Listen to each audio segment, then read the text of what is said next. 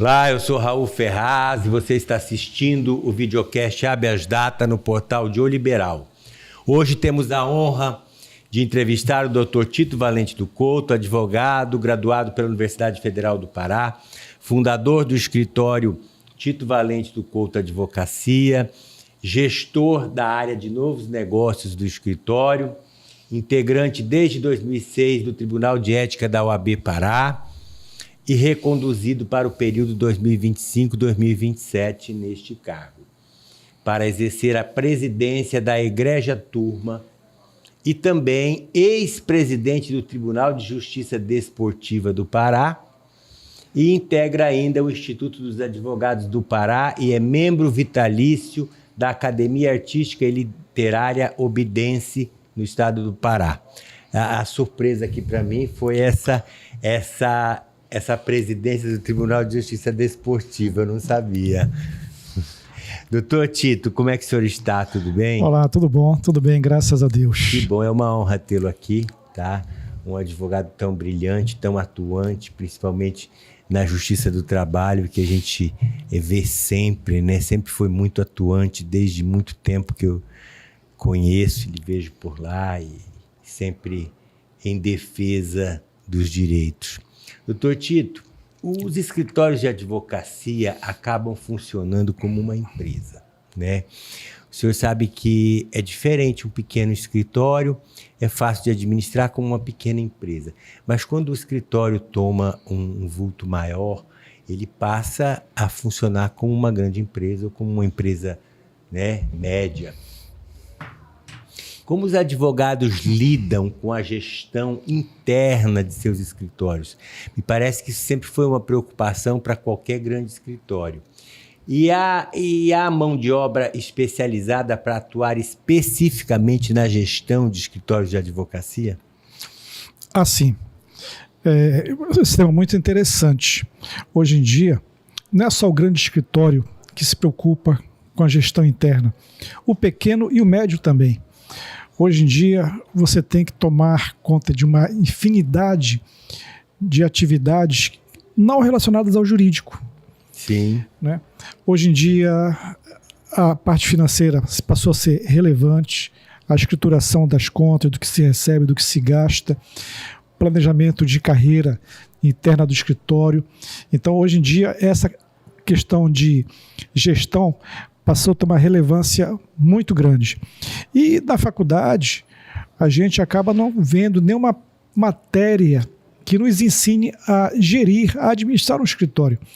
Então, hoje ainda, uma grande parte dos escritórios faz isso mais por instinto. Vou fazer isso porque eu acho certo. Mas é legal, eu não sei. É esse o método? Também não sei. Tem um melhor? Também não sei, né? Exatamente. Porque o meu foco é na advocacia. Eu Exatamente. entendo perfeitamente. Exatamente.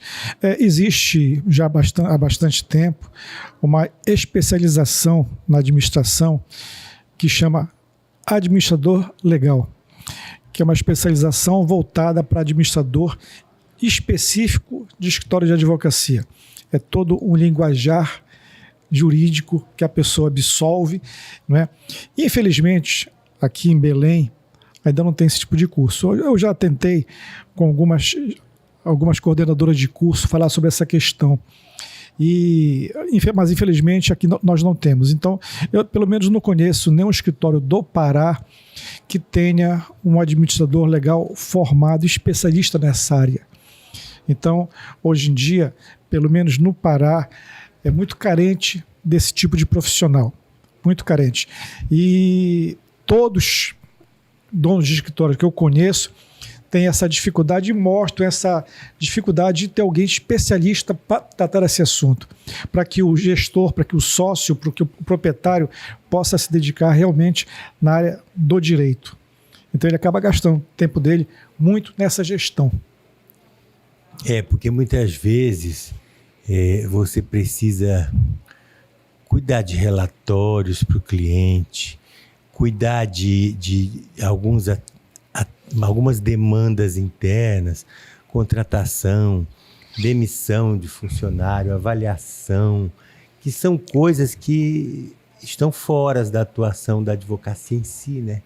Sim. Então, ter alguém com esse perfil dentro do escritório é muito importante, porque se nós formos verificar, as grandes empresas, os gerentes jurídicos, diretores jurídicos, eles se ocupam muito com a parte administrativa, né? Ou tem alguém especialista nisso, ou que trabalha há muito tempo nisso, que geralmente é um advogado, mas a demanda, o tempo dele, grande parte do tempo dele, do gestor, ele demanda com essas atividades, né? Mas me diga, existem algumas ferramentas tecnológicas que podem auxiliar na gestão dos escritórios? Bem, existe sim. A própria justiça, no andar desses anos, já implementou diversas ferramentas que facilitam a vida do advogado, entre elas o próprio processo judicial eletrônico, o famoso PJE.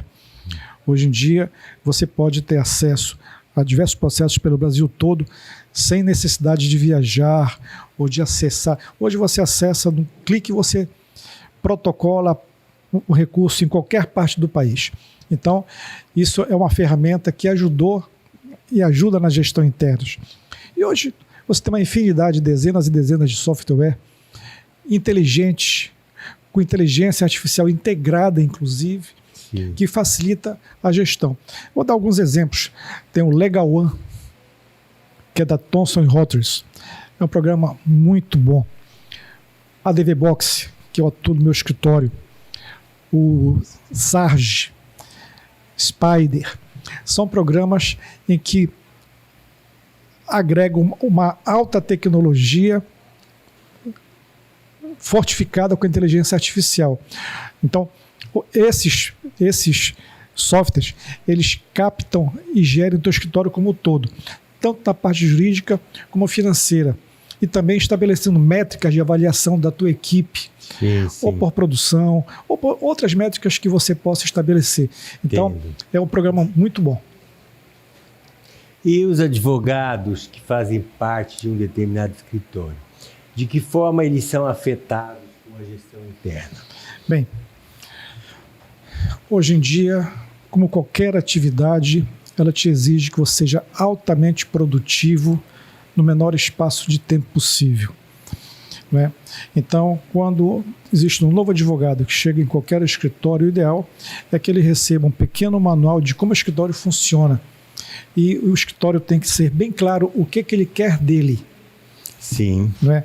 Então, o advogado novato, sabendo disso, ele pode ter um desenvolvimento profissional muito maior e muito mais rápido. Né? Então, hoje em dia, existe um plano de carreira que acontece nos médios e grandes escritórios, e que o advogado iniciante é aquele advogado júnior, chamado de advogado júnior, depois é promovido para o pleno e para o sênior. E cada escritório tem seus requisitos para que o advogado possa galgar esses degraus. Isso é importante porque o advogado sabe onde ele pode chegar. Ele sabe exatamente o que ele pode fazer para galgar maiores postos numa estrutura de advocacia. Isso é tratado também pela controladoria, que faz parte do sistema de gestão do escritório. Então, hoje os advogados precisam ser obrigatoriamente também tecnológicos.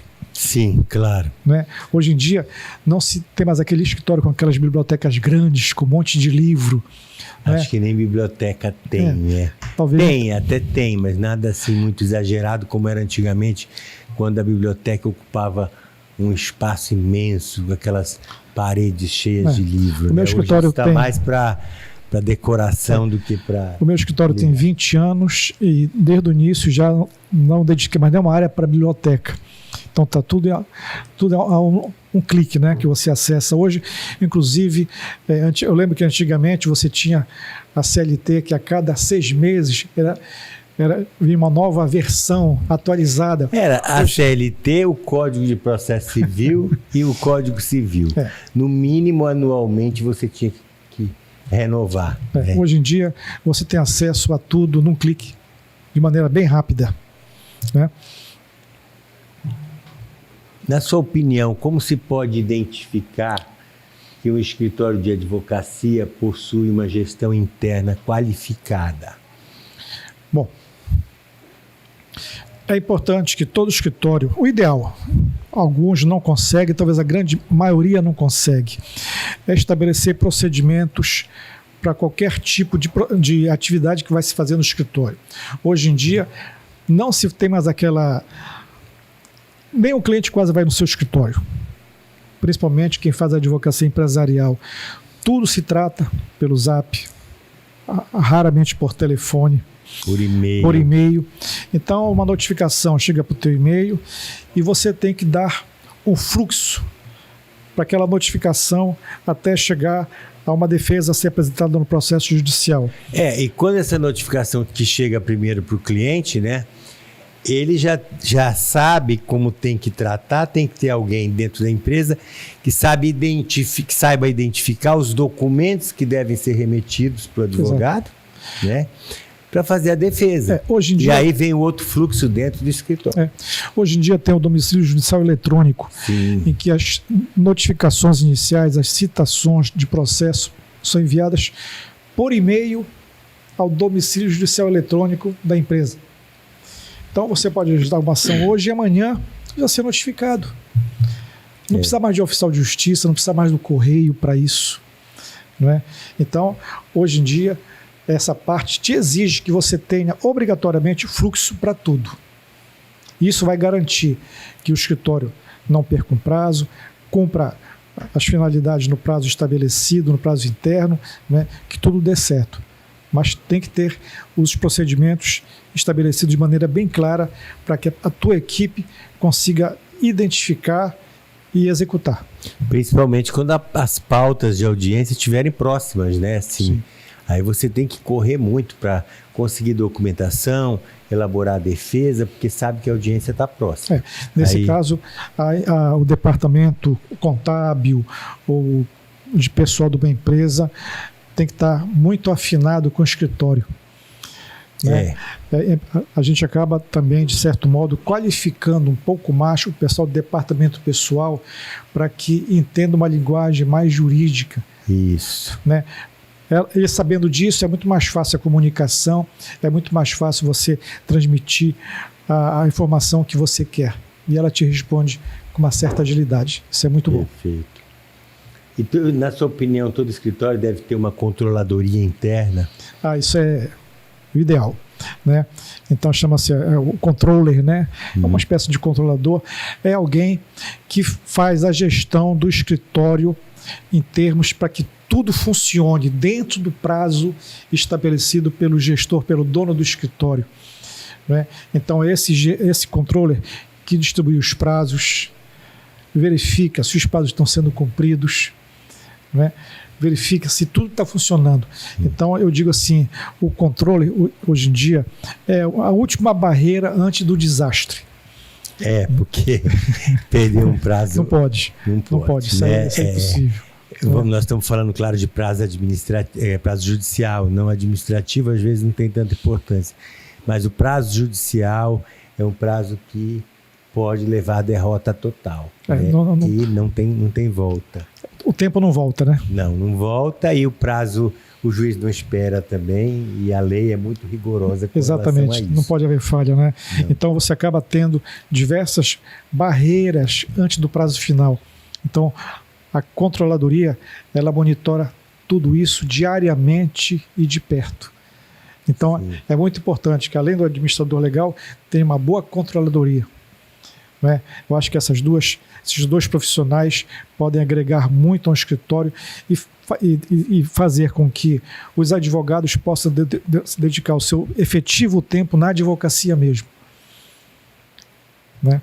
Isso é muito importante. Porque você tem o prazo para contestar, depois você tem o prazo para recorrer, né? Tem as audiências, tem vários recursos, sustentações orais. Então, tudo isso tem que estar muito bem organizado, muito bem esquematizado, porque, eu vou lhe dar dependendo do prazo, é fatal. Eu vou lhe dar um exemplo no meu escritório. Né? Chega uma notificação por e-mail, né? A pasta é aberta pela controladoria, é estabelecido um prazo para o advogado solicitar documentos, para a empresa enviar documentos e informações, para o advogado concluir a defesa e protocolar a defesa. Então, você só relaxa quando a defesa está protocolada no sigilo pelo PJE. Isso. Né? Até lá, você tem que estar atento para tudo. Né? Mesma coisa no de leitura diário oficial, que tudo é online hoje. Nesse software que eu lhe falei que agrega vários serviços, as publicações já estão dentro do programa que ele capta isso pela internet, sempre no dia anterior. Então você chega lá, tem todas as publicações no seu nome, que você pode distribuir para A, para B ou para C. E cada ato desse é um prazo a ser observado e cumprido. Então, a controladoria tem um papel, assim, eu digo, fundamental. Fundamental. Quem tem um escritório pequeno, mas com certo volume, mas médio e grande, é obrigatório ter a controladoria. Sem isso, o risco de perder alguma coisa é muito grande. Não vale a pena. Vou falar em controladoria, em prazos, tá? Para quem tem um escritório com uma grande carteira na área trabalhista, como é o seu caso, o nosso Tribunal Regional do Trabalho, ele contribui de alguma forma para a melhoria da gestão do escritório? Uma boa pergunta, Raul. O nosso TRT da 8ª Região é um dos melhores e mais eficientes entre os tribunais do Brasil, que é motivo de orgulho para quem advoga lá. Eu já advogo há algum tempo e acompanhei no curso desse tempo todo a evolução do tribunal. Eu posso dizer que talvez seja o melhor tribunal do país. Ele tem uma coisa muito marcante, né? Porque eu também advoguei muito tempo lá. Ele sempre sai na frente, né? Sai na frente. Sai na frente dos outros do Brasil inteiro. É difícil. Temos agora o PJE Calc, que é o sistema de cálculo, né, que foi criado no Pará e exportado para o Brasil todo, praticamente. Então, quase todos os tribunais já usam o PJE Calc. Né? Aqui, quando você ajuiza uma ação, a audiência inaugural é depois de um mês. E no segundo mês já tem audiência de instrução com sentença. Toda a sentença no processo trabalhista na 8ª Região ela é líquida. Muito diferente. Justamente por causa do PJE Calc. Muito diferente dos outros estados. Exato. São Paulo, por exemplo, a sentença é líquida. Ainda é? É líquida. Então, quem faz o cálculo é um perito judicial contratado, né, que vai fazer o cálculo, é muito burocrático. Muito. Então, no TRT da 8ª Região, quando você entra com uma ação, né, vamos estabelecer que 2 ou 3 meses já tem uma sentença. Que se você não tiver um cuidado, já é um passivo trabalhista imenso. Sim. Depois de 2, 3 meses você faz o recurso, o tribunal já julga em 2, 3 meses, ou 1 ou 2 meses.